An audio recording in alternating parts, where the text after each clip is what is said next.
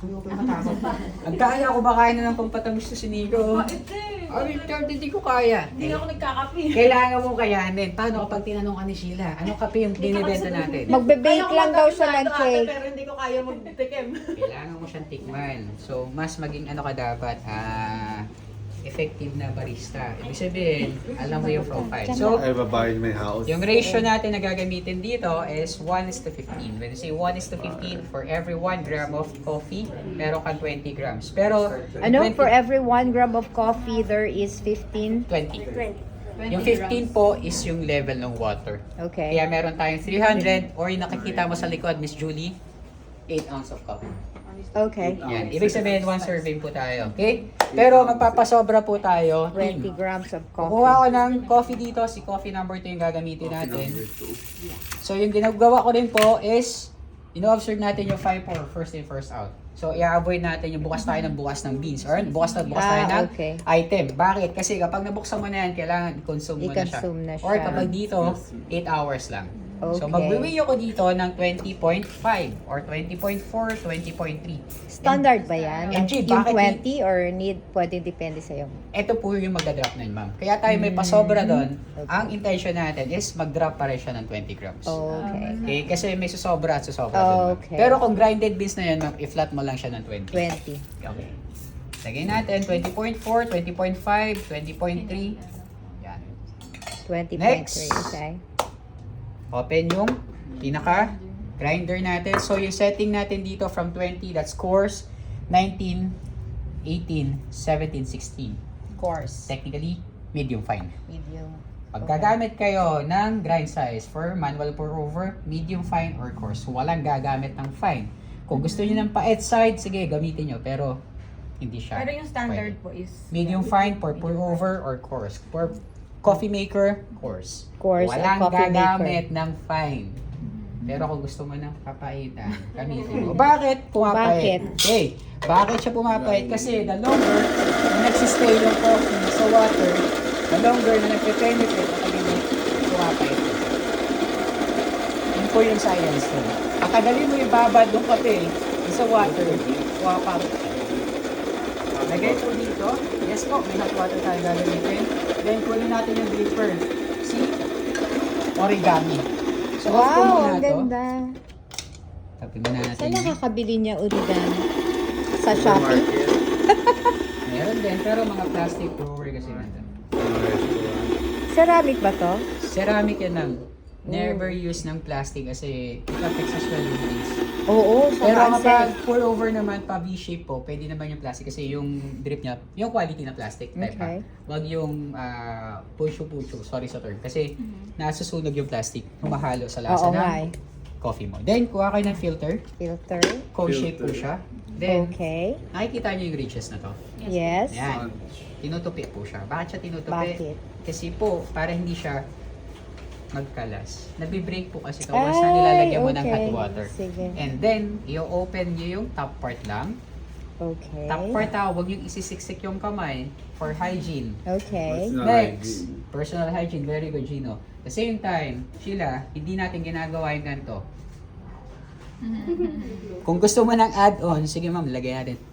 Ipad. Huwag po gagawin. Isway nyo lang siya. Then, pinch nyo lang para mag-open. Lagay lang. Okay. Hindi siya totally magpa-flatten kasi hindi pa siya na lalagyan ng hot water. This Okay. time, naglalagay tayo ng hot water. Okay? So, hold nyo po Babasain. dito. Kung Okay. right-handed kayo, ganito yung position guys ha. Kasi yan pang right dito, pang left eh. Kaliwete. Okay? Yes, pang kaliwete. Pero for those right-handed na nandito, pupwesto, ganito po yung position natin. Kanan kamay. Yes po. Okay. Maglalagay tayo ng hot water, center. Init na tubig. Yes po. Center, then in circular motion po. Circular Okay, motion. sa lahat. Manipis lang po siya. Okay? Sobrang nipis lang. Ilang Kasi ikot yun? 1, 2, 3. wala namang technique, wala namang definite numbers po. Basta mabasa mo yung filter, Okay. mawala yung paper taste. That's the main goal. Okay? Next, aalisin mo tong brewer. Isa-swirl mo to. Bakit? Kasi kailangan nating i-sanitize, i-clean. At the same time, reheat yung baso. Sanitize Okay. yung alcohol. Triple kill. Alcohol. No, Gato. hot water. Hot water. Hot water. Then, Pour over, pour over, pour over. Yes, pour over din, balik Manual po yung pour over. ating Yeah. origami. Wala kayong pipindutin. Then, check natin kung may holdings pa. Once there's a cracking sound, means to say may holdings ka pa. Kapag matinis na or wala nang cracking sound, sabihin, nag-dry na yung ating beans. At the same time, nalalaglag na paunti-unti yung ating grinded beans. Okay. Next, tap your canister sa side na to. Pero, di ba, Miss Pao, may nangyayaring ganito. It's a no-no. Kahit matibay yung Ay, canister ganun? mo, Oo, yes, nangyayari yan okay. sa sobrang pagmamadali, di ba? Mamadali, rush tayo. Okay? Kapag nabasag to, hindi ka makakabili ng tabla. Oh my gosh. Okay. Buong grinder. Kung ang cost ng grinder mo, 25 kayo. Goodbye, 25. Oh. Alam mo na mayayari. DA. Bakit hindi sila naglagay Nangaling po. ng ganyan? Ito po. Oo. Eh, Spare kasi ma'am, part. ano yan? Ano yun? Marketing strategy. Kailangan maging maingat ka talaga. Kaya dito ma'am, binibigyan ko na kayo ng info on how to take sige. care of Okay, machines nyo. okay, okay. Hawak po, then tap lang. Tap. Once Okay. na napunta sa side, isang buhos lang. Okay. Ganun lang, center. Then tap nyo lang. Simple. It's simple. Yes. Ah, so Then, It's very, very Hindi mo na i-measure ulit, no? ganun po.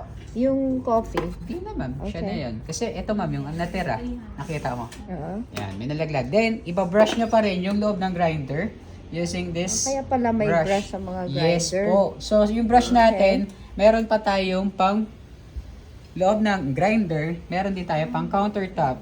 We're going to practice here clean as you go at all Lego. times. Lego. Very good. Oh, Like okay. I said school before. Yes. Next thing na gagawin natin, kunin si origami, tap sa Okay. side. We need to level. Kailangan pantay yung bed. Yung what? Yung bed. Sa ibabaw.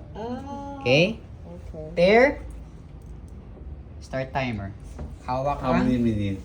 Ito po, 3 minutes, pero 3 part by minutes. part natin siya. Second pour. Okay? First pour. First pour, 40 to 40 60. to 60. Dito sa may power button, yung ml or Okay. grammage. Then sa left side ko, yung seconds po. Medium fine, magbibigay ako ng kapal ng tubig. Kasi manipis na yung grind size. Kapag ninipisan ko pa yan, tatagal ang penetration. So paano siya gagawin? Ganito po. Hawak yung kettle. Start tayo lagi sa center, 40 to 60. Then slightly slower lang yung bigay ng tubig. Until ma-reach ko si 57, magwe-wait ako ng 30, 35 or 40 seconds. Your desired number po. And kung mapapansin nyo, nagbo-bloom yung coffee. Ibig sabihin, Miss Pao, bago yung kape. Kapag luma yung kape, hindi yan magbo-bloom or magdidigas. Okay? Then until ma-reach yung 30 seconds, 30 seconds. second pour ako 150, center ulit, then in circular motion. Until ma-reach ko si 150. Wala nang pagre-restart na gagawin. Dire-diretso na. Yes po. This is the stove. Hmm? This is a stove. Electric stove. Hindi. Electric kettle to. Electric kettle. Yes. Okay. Then, dito wala na kayong parameters kung ilang seconds. Nasa inyo po yan, Jazz, Miss Julie, kung gagamit kayo ng interval by seconds. Pero dito, yung appearance muna ang ituturo ko. Okay? Kapag nag-subside yung water, that's the time for the third pour. Center ulit. And ma-reach yung 250. Alright. MJ, bakit hindi mo na lang nilagyan ng isang buong 300? Parang sa Netflix, yung gwapong Koreano doon. Tapos, buhos lang kagad.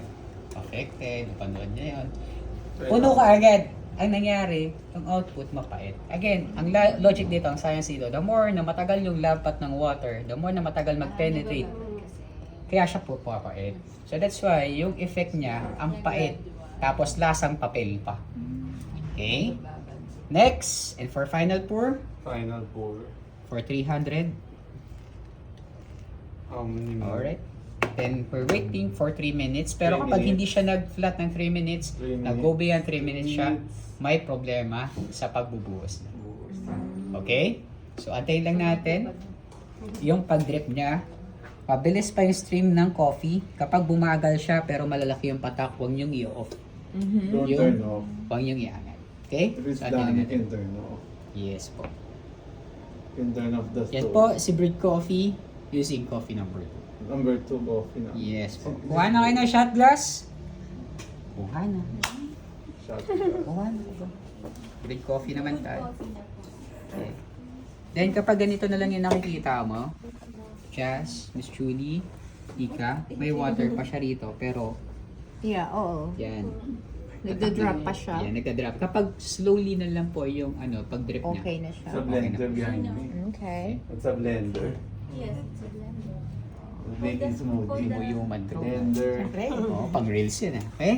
So kapag ganito na lang yung appearance niya, yung output niya, yung pagpatak niya paghina, angat lang to, kusa po kasi siya magsa-stop. Oh, okay. Kunin yung filter. Yung sa part na to, dito na lang po sa knockbox, then dito sa area na to, doon na lang po sa trash bin. Okay? Clean na siguro tayo. This time, iti-taste natin or i-feel natin from smell niya itself, yung aroma, to taste, si coffee number 1, 2. 2. Ikaw, meron na? Sir, meron ka na? Join ka na. Inom ng tubig. Join ka na, sir.